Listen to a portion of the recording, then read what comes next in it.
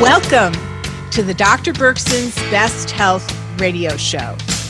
We are in August 2020, a crazy time on the planet, which is why I really am excited about the guest that we have today. She's a very grounded, intelligent, she calls herself a great chess player because she knows how to put her energy into strategic places. She's a neuroscientist, and she has started a phenomenal organization called Optimind Neuroscience Coaching and Training. And she invited me to speak for her a few years ago, which is how we met. So I not only spoke at her conference, but I was able to take the conference and see what she thought was important and what people she thought were important. And it was so aligned with how I look at the importance of agile thinking and all the components of health. She talked about sleep. She talked about nutrition, everything to caretake your mind. And her goal is to really get many, many minds on board and to really caretake your brain. I was really impressed with this woman. And she's continued to do incredible things with Optimind. She started out with a BA in neuroscience, then a master's in neuroscience, and now she's been getting her PhD, which she put on hold a little bit because she had this life dream of Optimind Neuroscience Coaching and Training, which is truly a phenomenal group of people that I've kind of got a crush on because I think she's got her act together. So she's an author. I'm going to get her name right. It's Shonté. Listen to this great name, and you'll see how beautiful she is too. Shonté Jovan Taylor. She's got a name that should be famous, right? She's an author, a speaker, a thought leader, a strategist. But I just think she's sensible and grounded, and she inspires and motivates people to take much better care of themselves and to be agile thinkers, which is what I aspire to on the show. So right now in this world, we have a lot of cognitive dissonance and a lot of diversity and a lot of trigger anger. So I wanted Shonté to come on the show and let's talk about it. Let's understand why it's happening and what she feels from all of her background and focus, what we might be able to do about it. So welcome to the show, Shonté. It's my honor to have you on here. Thank you so much, Dr. Lindsay, for having me. I'm a fan of yours as well. I love what you're doing in the world, and I'm just honored to be here to speak with you and your fans as well. Thank you. So I know that you did a course recently on cognitive dissonance and the bias of cognitive dissonance. Can you talk about what's going on with thinking right now in America? What's your take on it? Absolutely. So I did do a seminar. It was the neuroscience of unconscious bias. And what I wanted to kind of do with that seminar was to normalize bias because we all have it. And one of the problems with, I believe, organizations who have the diversity and inclusion type trainings is that those trainings in itself can be exclusive. Because they're not taking into consideration that people may have barriers up in their minds before they even get there, and they're not even receiving the knowledge that they can because of cognitive dissonance or because they feel like they are being accused of being quote unquote racist. Can you say what cognitive dissonance is in the first place?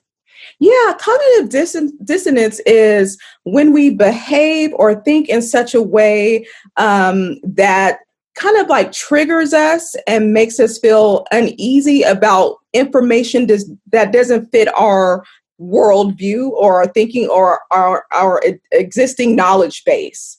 Okay, so the stronger we hold to our beliefs and our knowledge, the more we feel that discomfort, which, is cognitive dissonance. And we try to fight for our current belief systems because if we don't, then it will continue to feel,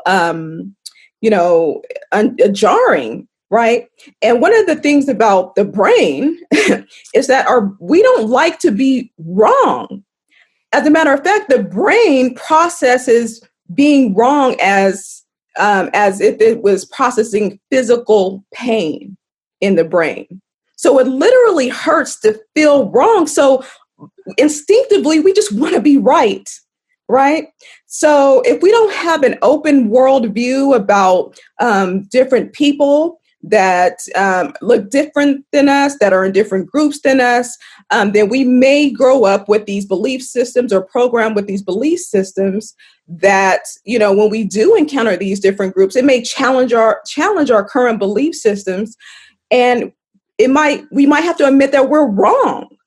And that doesn't feel good to the brain. So the brain actually experiences other viewpoints as painful.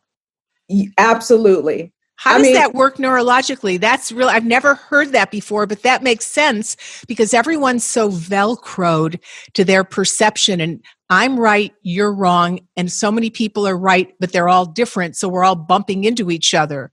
How does that? So if I bump into someone and they have a totally different viewpoint, what happens to my brain to make me feel pain? Yeah, so there was social brain studies coming out of UCLA where they actually looked at what's called the cyber ball experiment. And what they were able to find was that when a human being played with two computers, they didn't know they were playing with two computers, and their brain, they were in an MRI machine that can scan the brain. When the two computers would leave the human being out, the brain of the human registered as physical pain in the brain. So the part of the cortex that processes physical brain lit up because that human being felt rejected, felt isolated. So this was key data, a key study that allowed us to see that social isolation, rejection, processes as pain in the brain as well. So they were able to simulate this type of experiment when dealing with people who didn't want to be wrong. So they were able to see those same regions light up. So it's instinctive, right, to want to feel right, to be right, because when we are right, what happens to us? What happens to our demeanor when we get something right in the classroom? It's like, I got the right answer. You feel good. You get dopamine, right? You get serotonin, and you get motivation to continue to want to be right. So the more that we're right, we are reinforced in the brain for being right. But there's a flip side. There's a dark side to that. When we're not right and we're used to being right, it doesn't feel good in the brain. So are you saying then that if someone is racist without even knowing it, that part of the reason is when they see someone who's different, it makes their brain hurt in some way, unless they have learned to have a bigger perspective where they don't have that painful reaction. They don't know that their brain is hurting, but they're experiencing it as racism or bias. Is that what you're saying? Now that's different. So when we're challenged about our beliefs and we feel we're right, that's when the brain will process it as pain. But when we see someone different than us, let's say an out group, right? It could be race, it could be religion, it could be gender, whatever out group that we're not used to seeing. There's a part of our brain called the fusiform gyrus that recognizes faces. So the more familiar we are with a group of people, that part of the brain will light up. But the less familiar we are with those people, that part of the brain will not be as activated. And the part of the brain called the amygdala, which is responsible for fear and threat, actually gets activated. So we're dealing with a different dynamic when we have limited exposure and unconscious biases that are negative towards other groups of people. Our brains just light up a little differently, and we're more on alert when we come into contact with those certain people. But we're more likely to believe the negative stereotypes if we hear that information come into our, to our realm, because it fits in with the pattern of our existing beliefs and thinking.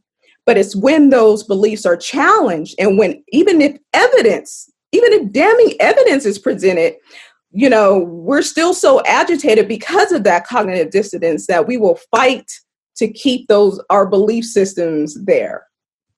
So, when you go back and look at where race started, I mean, it's been here, racism has been here forever, and it is built into our system. And now we're trying to look at how to not deconstruct democracy, but how to deconstruct unfair racial threads woven within it. So realizing that the brain feels pain when it doesn't like something that's different, and different parts of the brain light up more comfortably with what's familiar. So if we stay in our own groups, we see other as threatening. Mm-hmm. As a neuroscientist, what is our way to move forward? Let's not let, all this violence be for naught. What would be the answer to retrain healthier brains for social justice? Absolutely. So I want to say that I believe most people are inherently good. I believe most people want our fellow man and woman to be safe, to be successful, and to thrive, because that's how we evolved, right, together.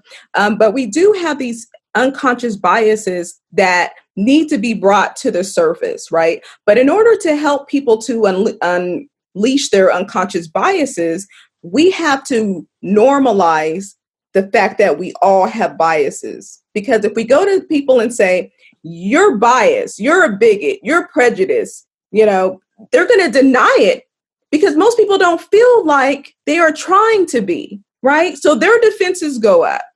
But if we go to people and say, hey, we all have them.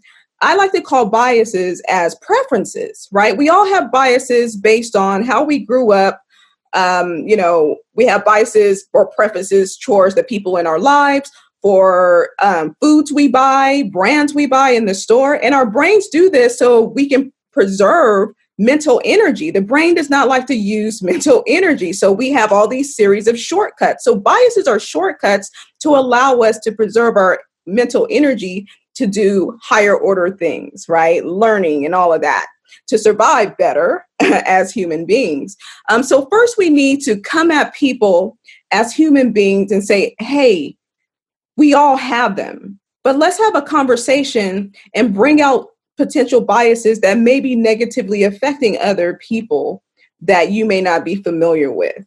Okay. And then you drop people's defenses. Then you deactivate their amygdala, which is responsible for fear and threat, right? And you put them in their higher brain. So now they can receive the lessons. Now they can hear you talk about your experiences as a woman in the workplace, as an African-American, in science class, and you're the only one, right? That was my experience at UCLA. I was one of, one or two Black people in a room full of 300 people majoring in neuroscience, right? And we have research that shows that even if you subconsciously are aware that you're the only one, it decreases your cognitive abilities. Okay. We've seen this in women. We've seen this in different races. And, we know this to be true because a lot of our cognitive abilities or a lot of our thoughts and activities are subconscious. Okay. So it behooves us to really educate people and bring down their defenses so we can have these type of dialogues so people are receptive first. Okay. And I know a lot of people kind of reject that our nation is racist, or maybe they believed at one time it was racist. But I want to bring this up. Think about Anne Frank, right? We're so enthralled with her story. We're so moved by her story, this teenager, right, in her family in this attic, chaos around her, right? People hating her because of her ethnicity, because of her beliefs, her religion. But the diary was really about her day-to-day experiences, right? So people don't understand that some people in this country, there's chaos in the country, or there's a system of racism that's been existent since we've been here, right? What is it? 400-500 years, 1619. Okay. And so some of us have had to operate under that system, under those threats, under that exclusion for all this time. So our experiences, like Anne Frank, are different. So until we can start feeling empathy and compassion and start putting ourselves in other people's position, it's going to be hard to convince people to start to explore their unconscious biases in the first place. So I'm all about, we have to help people to, first of all, normalize their biases, but also tap into more of their compassion and empathy. And I did a TEDx talk back in October of 2019, before this pandemic hit. And it was on, change your brain, change the world. Basically about how compassion can not just change your brain, but when people witness compassion, when people witness acts of kindness, their empathy neurons, called mirror neurons, light up as well. So we affect other people and their thinking and their behavior by how we act and show up. So if everyone is responsible for their ability to be more kinder, to be more empathetic and compassionate, and explore their own biases so they're not hurting other people, then that will create the domino effect and the change that we can see in the world. So it sounds to me, I always talk about how the wise person is open to the fact that there's a lot they don't know. The unwise person thinks they know it all, and that kind of closes you down energetically. But the really wise person says, boy, I've learned so much, which only makes me know there's so much more I don't even know. So I'm open to knowing there's a lot I possibly don't know, especially inside of ourselves, not just the outer world, but the inner world. So the more we are self-known to ourselves, this opens up our experience of everything outside of us as much as inside of us. So I think what you're saying is every human being is raised by a mother and a father with their own biases, with a specific culture, specific family, education. And we have built-in lenses through which we see the world, but we don't even know we're seeing the world through a set of lenses. And wouldn't it be amazing if you could do a deep dive into your own belly? The Indians call it your chakras, and the psychologists call it the family of origin. But if you do a deep dive, so less and less is hidden to yourself and more is known to yourself, and you don't have a judgment whether it's good or bad. It was just a lens that you inherited from your circumstance or your family. But how do we get people, of course, this is what therapy is supposed to be about. This is what spiritual leaders talk about, of enlightenment on this plane, not spiritual enlightenment, but material enlightenment, is letting the sunlight in on all the nooks and crannies of your consciousness. Mm-hmm. How do we inspire that in people who are so invested in the way that they see things? It's going to take you, me.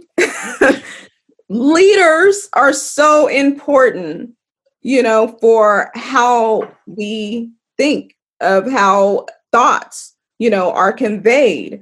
It starts from the top down. We look for those leaders. We look for guidance. So if our leaders are pushing, these stereotypes or bullying or anything that causes divisiveness, there's going to be a segment of the population that's going to resonate with that, right? Because they are not open-minded. But all it takes is a shift at the top sometimes, right?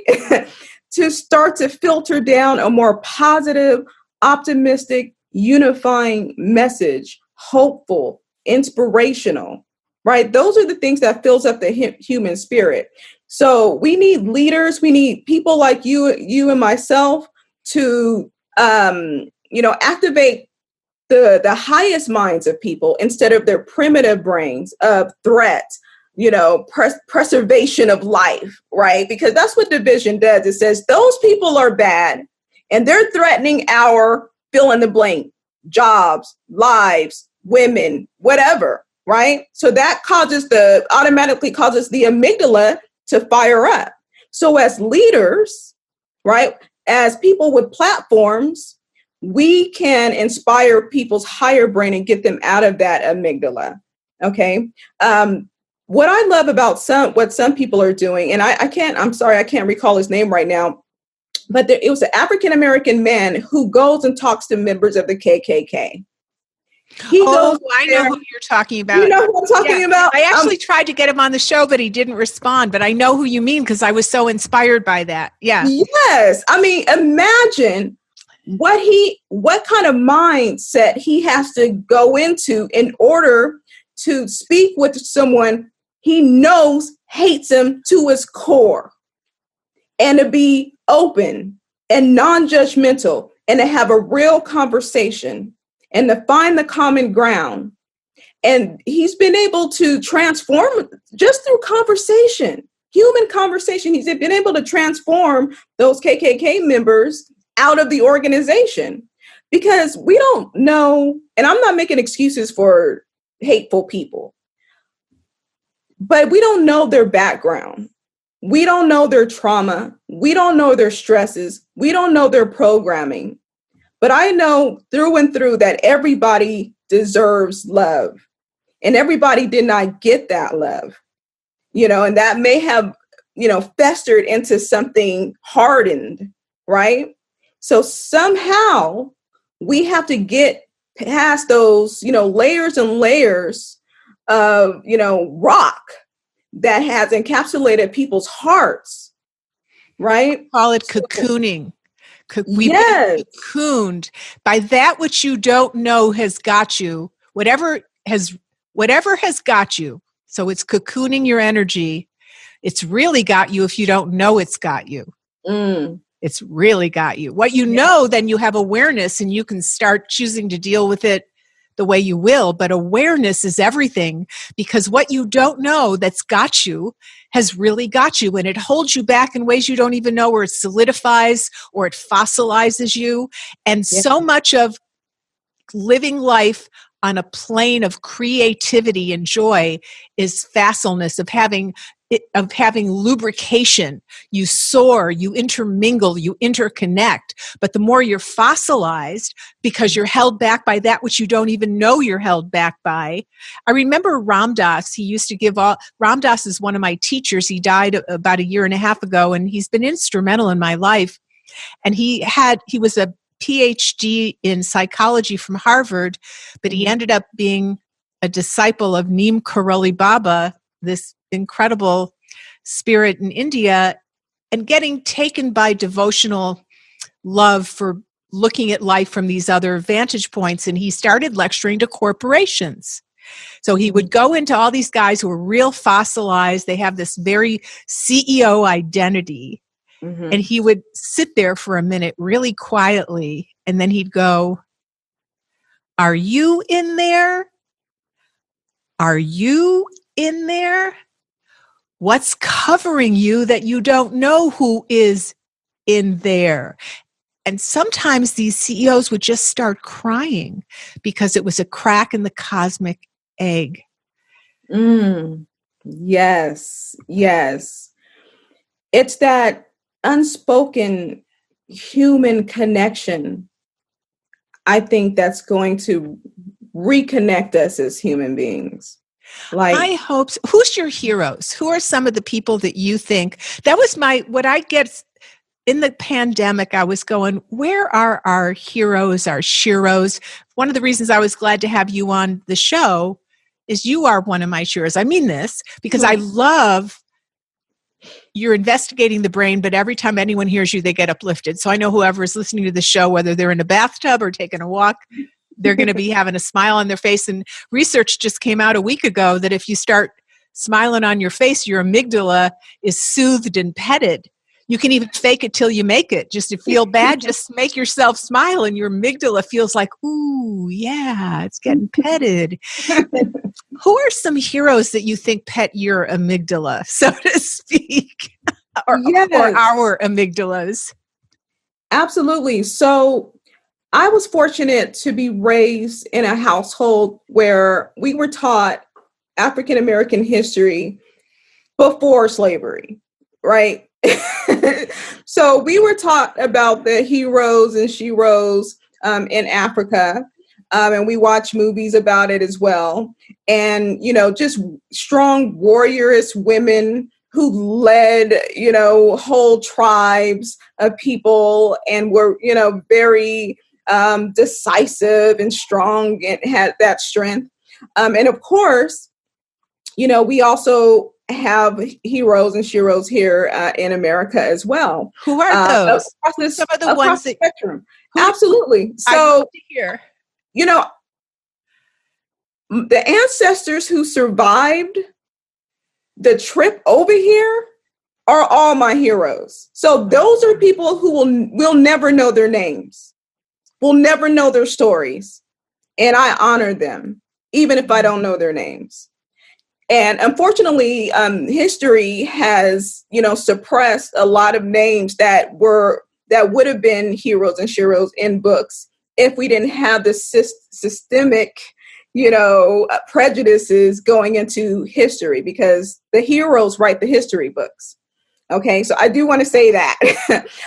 But of course, I wonder, like, you don't mean the heroes write the heroes write the real history books, but the politicians and the people with advantage wrote the ones that we learned from in school.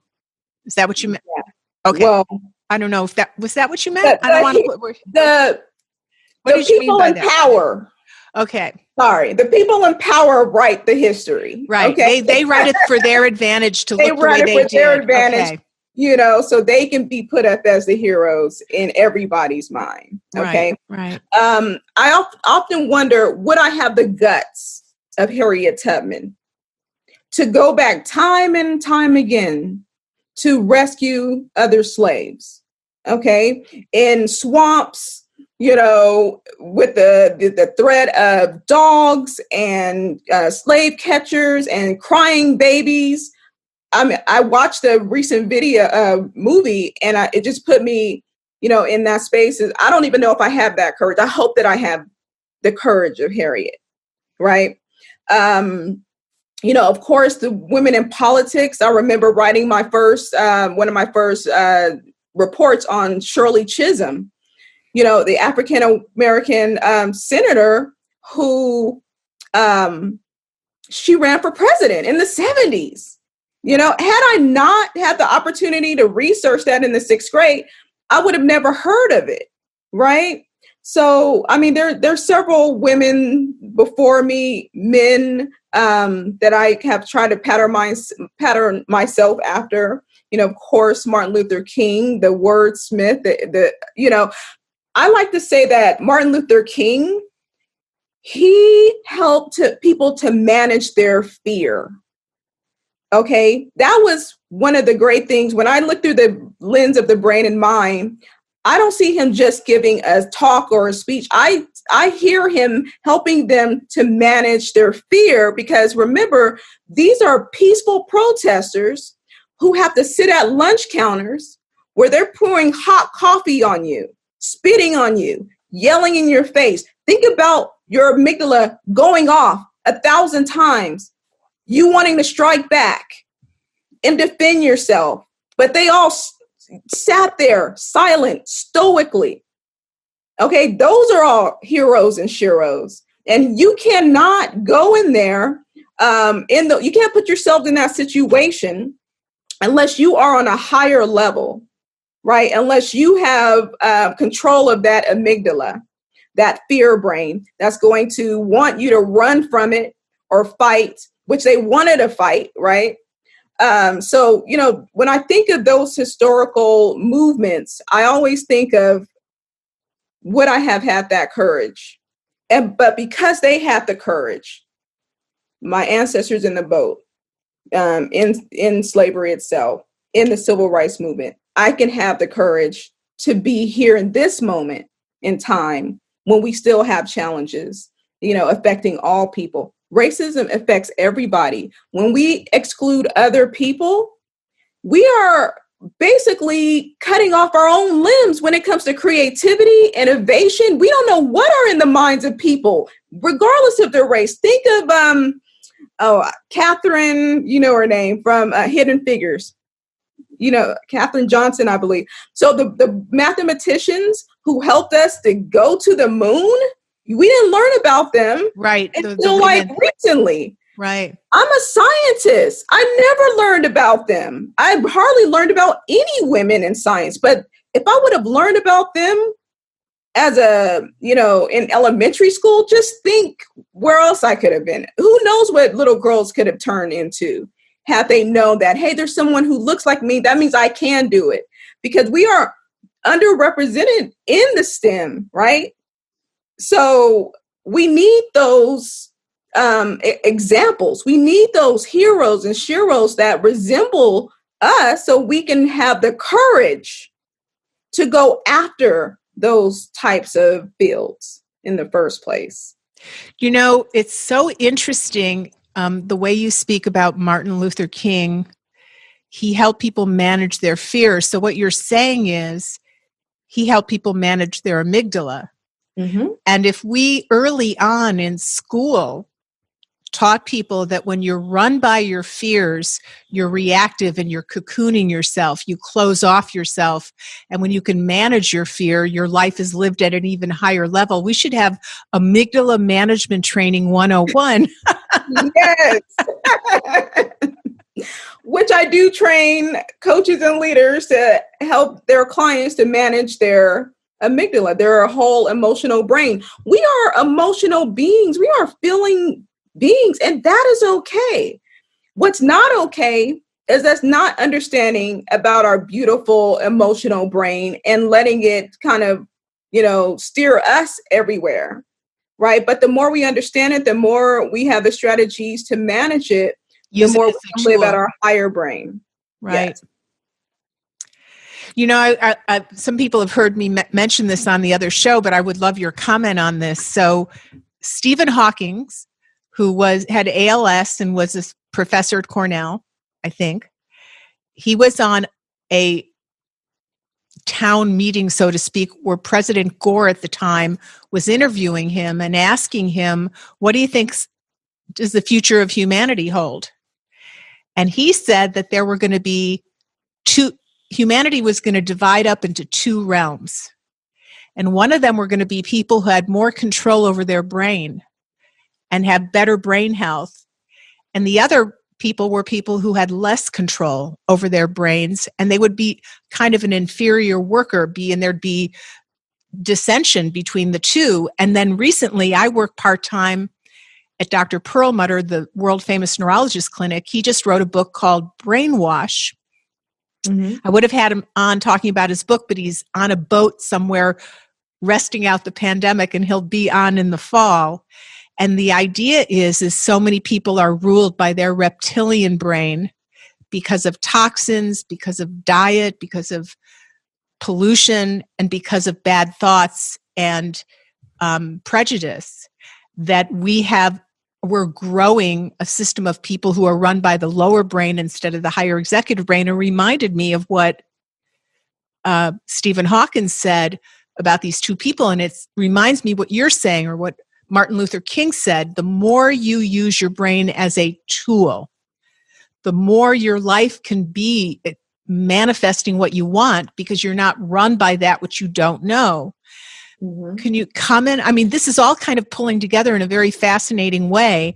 And if people understood this, which is what you do in your courses, they could have more energy available to them. But can you comment on that? Absolutely. I agree wholeheartedly with Stephen.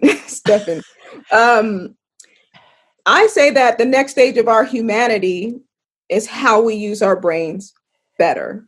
And that's why the mission of the Optimind Institute is empowering 100 million coaches and leaders to understand their brains so that they can help others do the same to reach the highest level of their potential. Because I'm only one person. Maybe I don't reach 100 million people by myself, but I can empower other coaches and leaders who have influence, to 10,000, 20,000 people within their realm of influence. So that's how we're going to get to 100 million people, 100 million minds to understand the brain better. Just think, if we were all operating with conscious knowledge about our brains, and how to operate it, how to keep it healthy, how to access more of its potential and be more intentional about generating insights and creativity and innovation, we would be able to move mountains figuratively in this human experience. I want to push the limits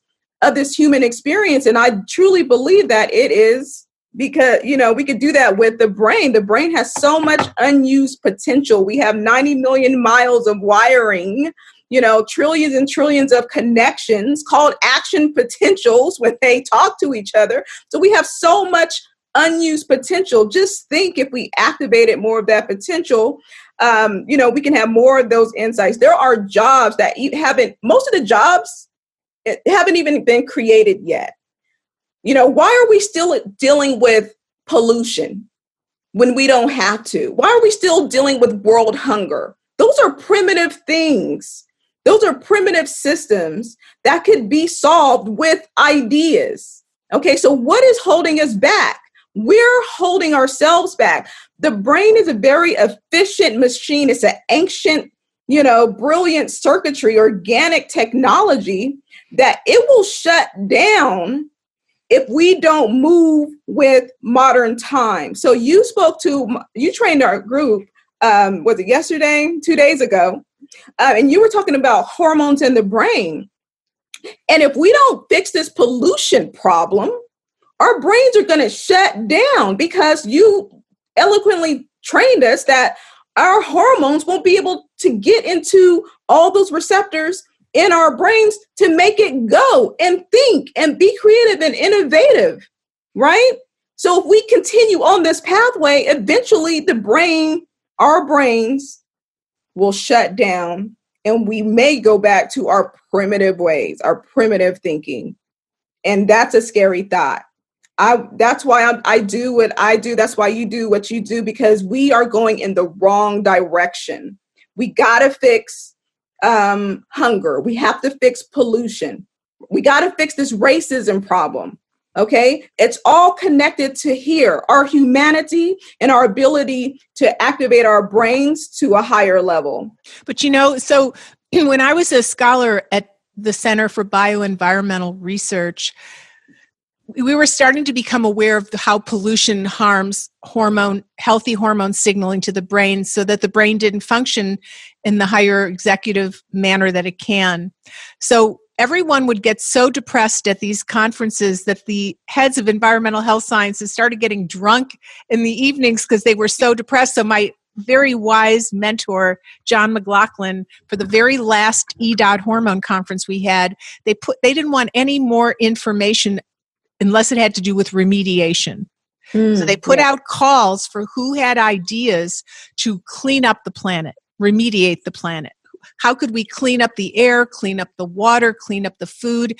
And they put out these calls to university laboratories all over the world. And that was the most amazing symposium because people came with all of these phenomenal ideas, but that you have to vote in the right people who will direct the money to get that done and won't be lowering standards for emissions at the same time. So everything's connected to everything else. Because if you have these ideas, you need the money and then the legality to make them happen. But we need them to happen now because humanity is at this fork in the road. Everything is political. Humanity is political. Food is political. So when people just kind of brush it off and say, I don't like to talk about politics. Oh, that makes me so upset because for us to maintain ourselves, everything is political. And that's a selfish statement. Because which statement is selfish? Just because it's an issue. Are you saying the statement, I don't want to talk about politics? Which was the selfish statement? Oh, when people say, I don't want to talk about politics. Okay, just wanted to clarify that. Okay. Oh, yeah, I wasn't calling you.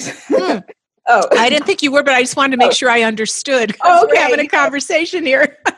Yes, because if politics deals with, let's say, a law that segregates people or, doesn't fund one neighborhood as it would another neighborhood for education, that's politics. That has to run through, politicians and laws, and like you said, lawyers, legal realms, right? So it is politics.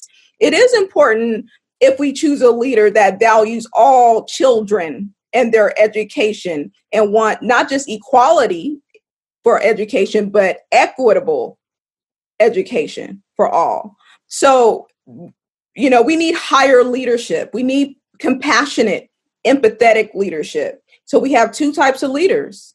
We have the ones that are instinctive, that, shoot from the hip, shoot from their gut, feel threatened, who don't have an expansion of other people's lives and don't care to expand their knowledge on other people's lives.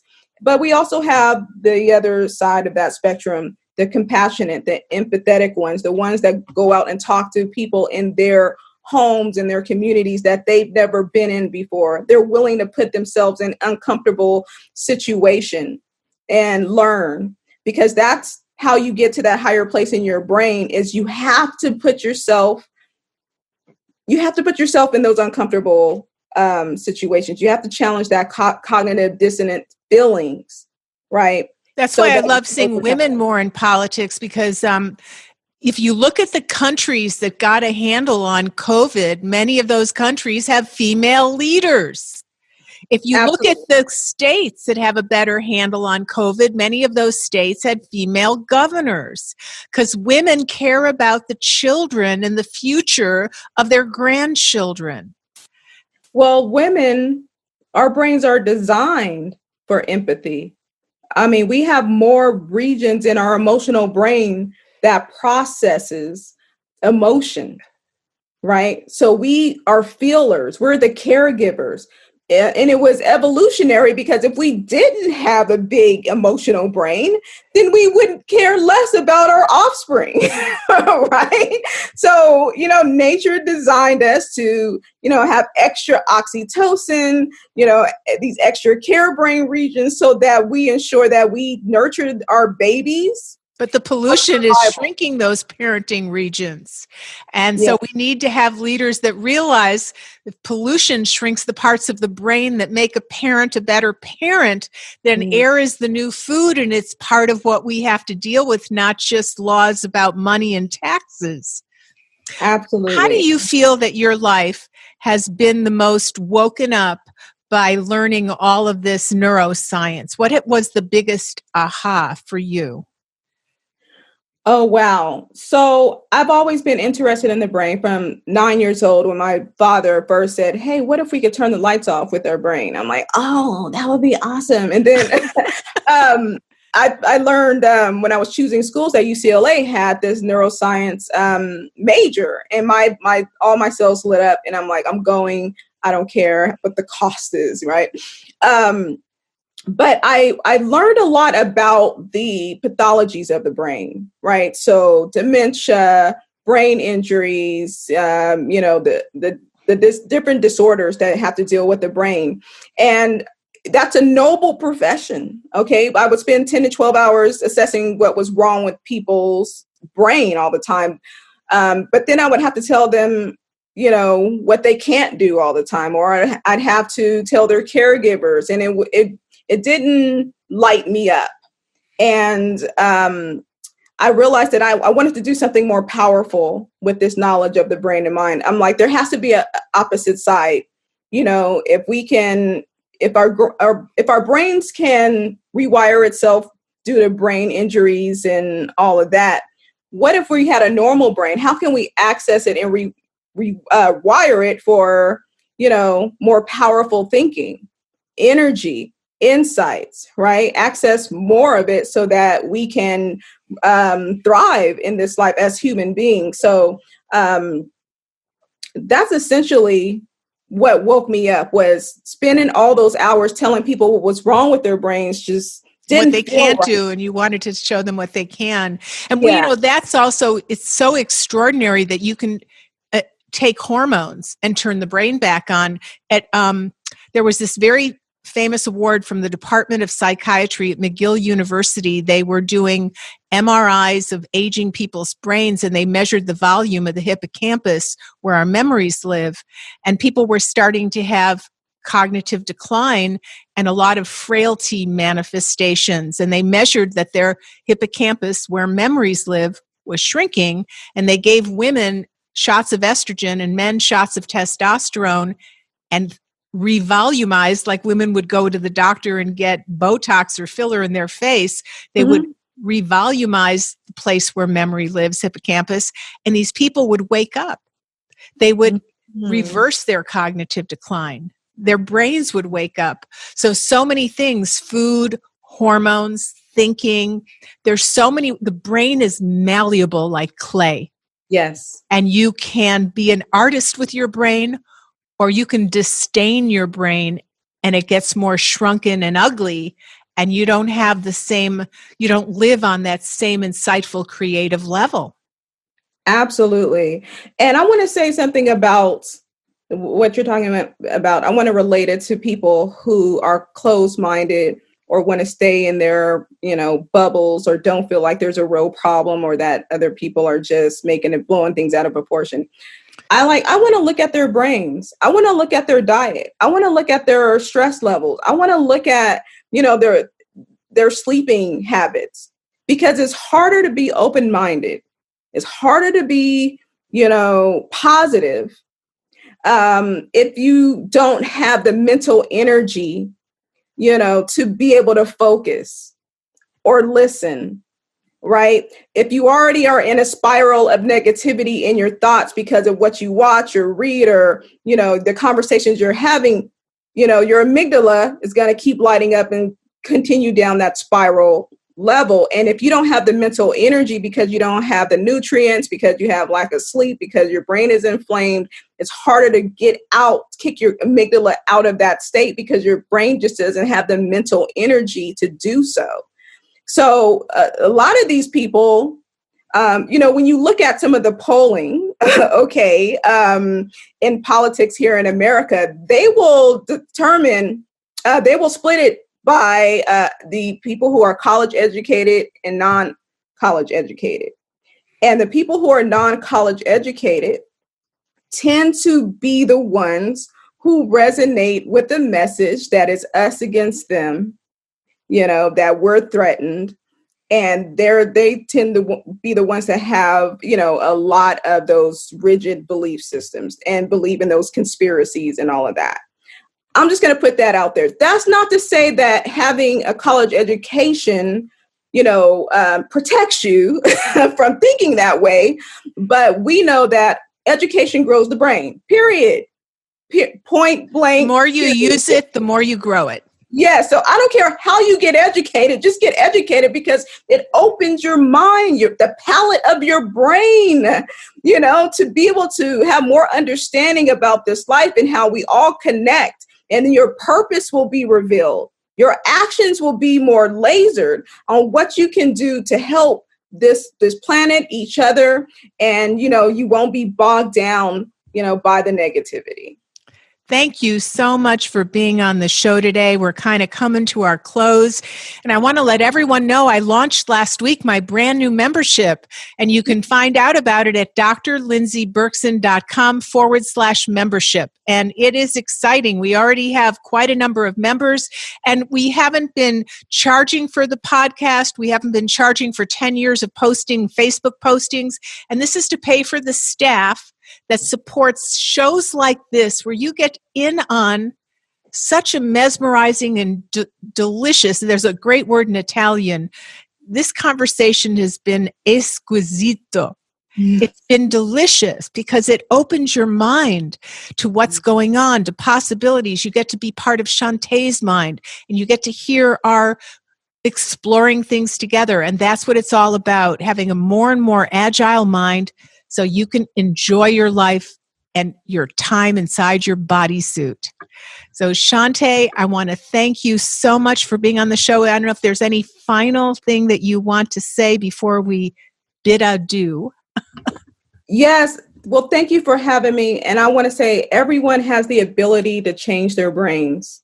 Your brain, it's a goal-achieving machine. So if you are not where you want to be, your brain, if you give it the right help and instructions, it will take you as far as you want to go in this life and help others to do the same.